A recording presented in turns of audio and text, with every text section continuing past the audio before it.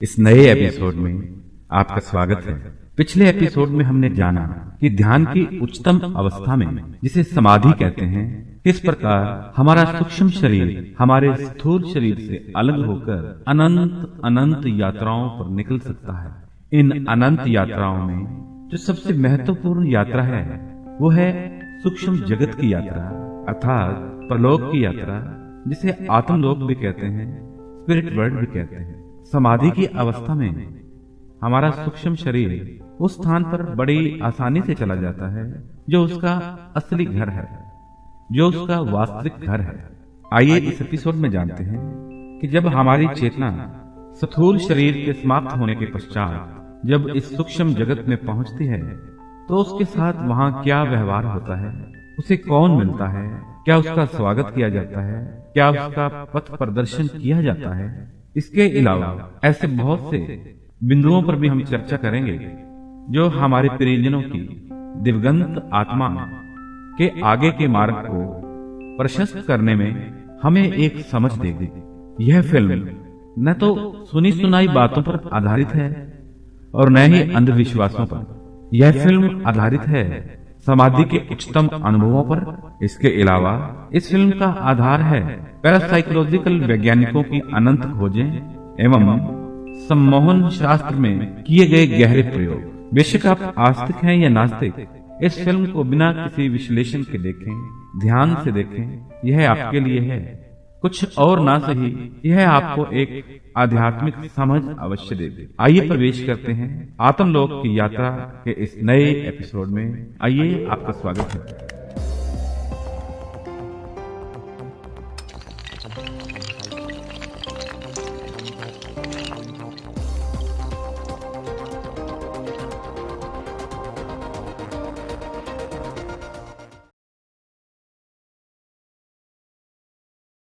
जीवन और मृत्यु से जुड़े रहस्य का वास्तविक ज्ञान अधिकतर लोगों को नहीं होता, क्योंकि यह ज्ञान अध्यात्म के दरवाजे के पीछे बंद है और इन दरवाजों को खोलने की कुंजी अक्सर लोगों के पास नहीं होती। यह कुंजी है ध्यान की उच्चतम अवस्था, समाधि।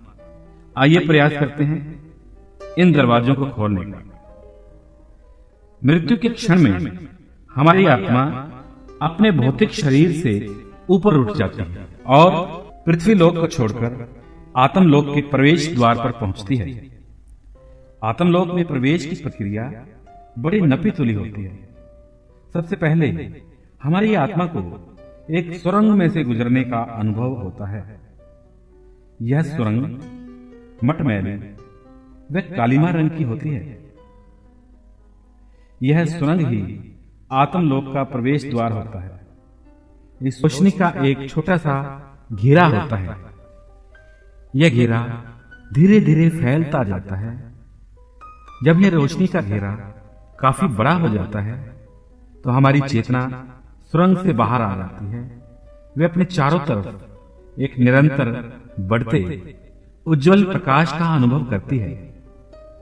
धुंधलका धीरे धीरे छंट जाता है और हम प्रवेश कर जाते हैं आत्माओं की नगरी में, जिसे आत्मलोक यानी स्पिरिट वर्ल्ड कहते हैं। ध्यान के अनुभव से यह भी पता चलता है कि पृथ्वी से यह सुरंग कितनी दूर होती है। वास्तव में यह सुरंग प्रत्येक आत्मा के लिए अलग अलग स्थिति रखती है। कुछ आत्माओं हेतु वह सुरंग ठीक उनके मृत शरीर के ऊपर खुल रही दिखाई देती है, जबकि कुछ अन्य आत्माओं को सुरंग में प्रवेश हेतु उन्हें पृथ्वी से काफी ऊपर उठना पड़ता है।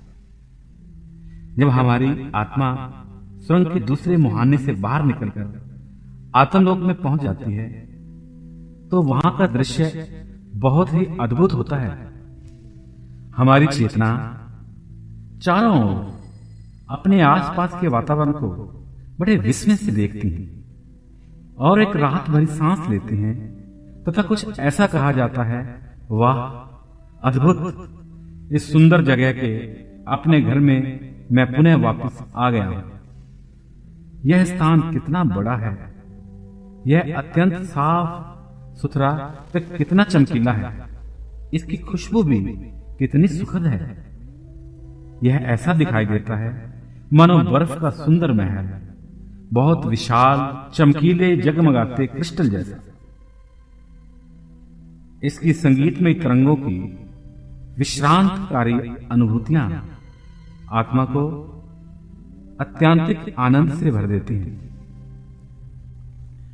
आत्मलोक में पहुंचने के बाद सर्वप्रथम जो सत्ता हमारी चेतना से मिलने आती है वह उसका आत्मिक मार्गदर्शक होता है, जिसे स्पिरिट गाइड कहते हैं। यह मार्गदर्शक अर्थात स्पिरिट गाइड उच्च स्तरीय आत्मा होती है, जो आत्माओं को हताशा एवं आवेग से मुक्त कर उन्हें आत्मलोक में समायोजित होने में सहायता प्रदान करती है। आत्मलोक में पहुंचने के बाद हमारी चेतना के पास इस बात का जरा भी वक्त नहीं होता कि वह आसपास तैरते हुए इस बात पर आश्चर्य करें कि वह कहां पहुंच गई है तथा आगे उनके साथ क्या हो, क्योंकि प्रवेश द्वार के समीप ही स्पिरिट गाइड आत्माएं वे मित्रगण हमारा इंतजार करते रहते हैं और वे हमें सम्मान, प्रेम व सुरक्षा का आश्वासन देते हैं। सच्चाई तो यह है कि अपनी मृत्यु के क्षण भर बाद हम उनकी उपस्थिति को अनुभव करने लगते हैं, क्योंकि इन दयालु सत्ताओं के प्रभाव पर ही हमारा आत्मलोक में पुनः स्थापन किया जाना निर्भर करता है। यह मार्गदर्शक हमारे किसी न किसी प्रियजन की आत्मा होती है जो उच्च श्रेणी की होती है। आत्मलोक के बारे में एक और विलक्षण विशेषता यह है कि हमारे लिए जो महत्वपूर्ण व्यक्ति होते हैं वे हमेशा हमारा स्वागत करते हैं, चाहे उन्होंने पुनर्जन्म में नया शरीर ही धारण क्यों न कर लिया हो। सभी आत्माओं की दोहरी क्षमताओं के कारण उनके ऊर्जा में प्रकाश का एक भाग हमेशा आत्मलोक में रह जाता है। यही कारण है कि कोई भी आत्मा जीवन से वापस आत्मलोक में आने के बाद अपनी मां से मिल सकती है, चाहे वह 50 वर्ष पूर्व मर चुकी हो तथा पुनर्जन्म भी ले चुकी हो। अपने शिक्षक मार्गदर्शक के साथ होने वाली यह मुलाकात लंबी चलती है या जल्दी ही खत्म हो जाती है, यह हमारे अभी अभी समाप्त हुए जीवन की परिस्थितियों पर निर्भर करता है। मार्गदर्शक की इस बैठक में यह चर्चा की जाती है कि इस जीवन में हम क्या हासिल कर पाए, क्या नहीं। जो सबक लेने हम पृथ्वी पर आए थे, क्या वो पूरा हो पाया या अधूरा रह गया। इस बैठक में कर्म संबंधित विशेष मामलों पर भी चर्चा होती है। जो आत्माएं अपनी भौतिक देह में रहते हुए बुरे कर्मों में लिप्त रहती हैं, उनके कर्मों का मूल्यांकन सावधानी से किया जाता है।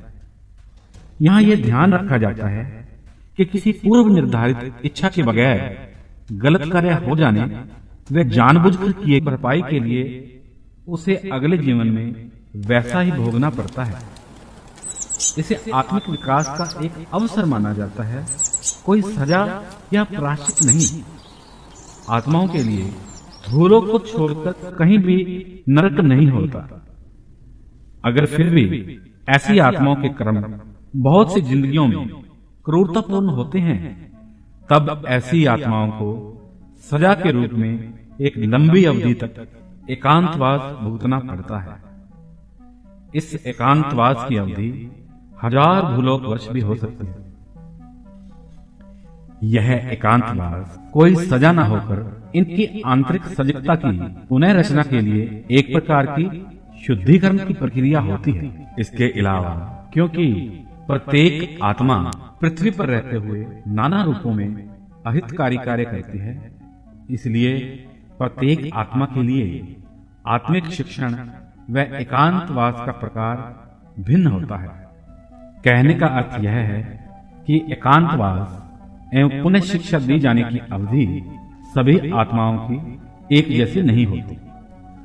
स्पिरिट गाइड अर्थात आत्मिक मार्गदर्शक के साथ यह बैठक ऐसा माहौल बिल्कुल भी प्रदर्शित नहीं करती कि मानो हमारी चेतना किसी कटघरे में अपराधी की भांति खड़ी है और मार्गदर्शक किसी न्यायाधीश की तरह, बल्कि हम अपने मार्गदर्शक के सम्मुख स्वयं अपने आलोचक के रूप में खड़े होकर अपना न्यायोचित पक्ष प्रस्तुत करते हैं और अपने आत्मिक मार्गदर्शक और साथियों की सहायता से अपने आचरण के लिए उचित न्याय पर फैसला हम स्वयं लेते हैं।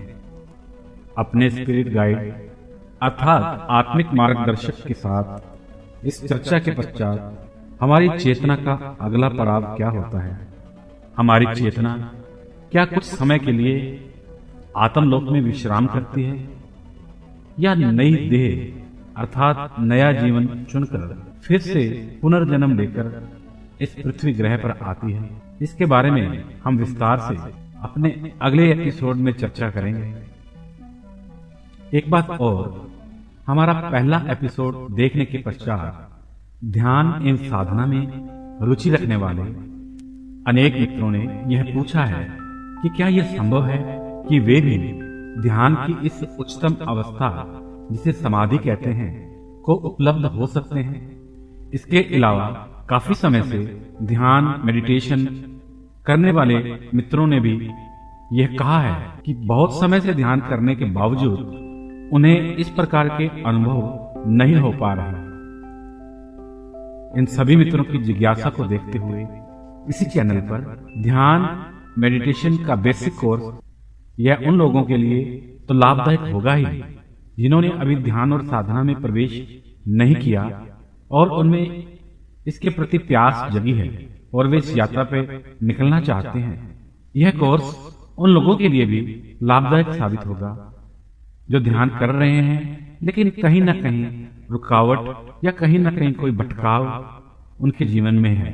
उसके लिए इस चैनल को सब्सक्राइब करें और बेल बटन को दबा दें ताकि जब भी नए वीडियो और नया कोर्स प्रारंभ हो इसकी नोटिफिकेशन के जरिए आप तक सूचना पहुंच सके। मिलते हैं अपने अगले एपिसोड में, तब तक के लिए आपसे आज्ञा चाहते हैं। नमस्कार।